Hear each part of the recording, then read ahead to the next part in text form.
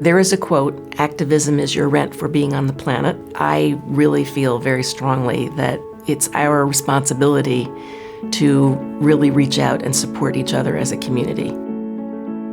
My name is Andrea Taylor. I presently am the sole entrepreneur for Women's Encore and for Taylor Consulting. Across Ages is a multi-intervention approach to drug prevention for middle school students. I am the developer of Across Ages and was the director for 12 to 15 years. We had this idea of developing a program that incorporated mentoring because of the research that we did around looking at significant adult relationships for young people as a resilience factor. We recruit mentors who are 50 and over. Most of our mentors are in their 60s and 70s. We have some in their 80s. The students also got involved in community service activities, visiting with residents in nursing homes.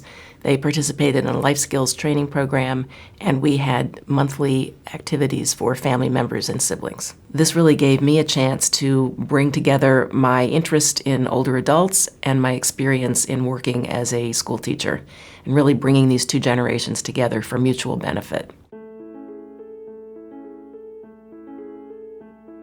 I left the school district of Philadelphia after 15 years and took a job as the director of training at Philadelphia Corporation for Aging, which is the area agency on aging for Philadelphia County, which means that's where all the funds for aging services go through. So I was able to actually help get a project funded that brought kids, young people together with people who were attending senior centers. Several years later, there was a position open at the Intergenerational Center, and I interviewed for that and started to work there. We did a lot of really important work and gave, I think, people who are marginalized in society, that being older adults and young people, an opportunity to really come together and serve one another and serve their communities. After I had been working at the Intergenerational Center for about 3 years, I was contacted by a former colleague of mine from the School District of Philadelphia who wanted to start a program, a pilot program for really high-risk middle school students. And he was interested in having a mentoring component, and he wanted it specifically to be intergenerational. So he came to talk with me about helping to get that set up. At about that same time, SAMHSA put out an RFP for a drug prevention project for middle school students. And we decided that this would be a really terrific way to potentially fund some of this further research, because this was both a research and demonstration project. So it was a confluence of important events that resulted in the creation of the Across Ages program. There were a number of things that influenced resilience in very high-risk kids. The first was the presence of significant adult support. The second was engagement in meaningful work activities. The third was basic life skills training to help kids resist peer pressure. And the fourth was engaging families. Those four things really led to the creation of what became the Across Ages program. The evaluation of Across Ages was set up to look first at all of the interventions combined in terms of the outcomes for the students. So we had two groups of kids, one group of students who had all of the interventions that I just described, and a second group of students who did not have mentors, but did engage in the community service activities, the life skills, and the family activities.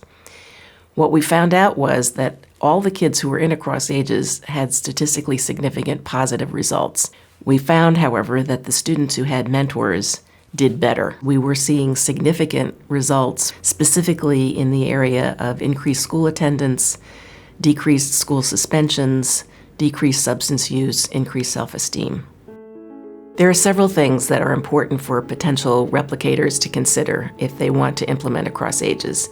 One is that mentoring is not a panacea for every child, and that potential replicators really need to consider who the population of students are that are being mentored.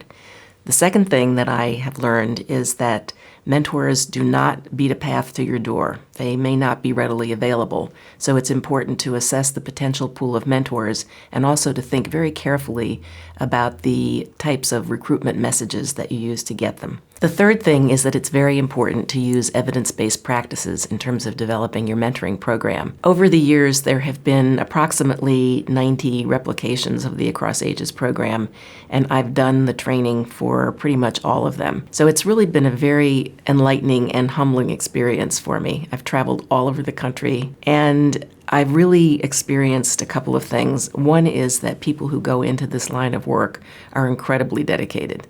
And they all are really there because they want to do good things for the youth in their community.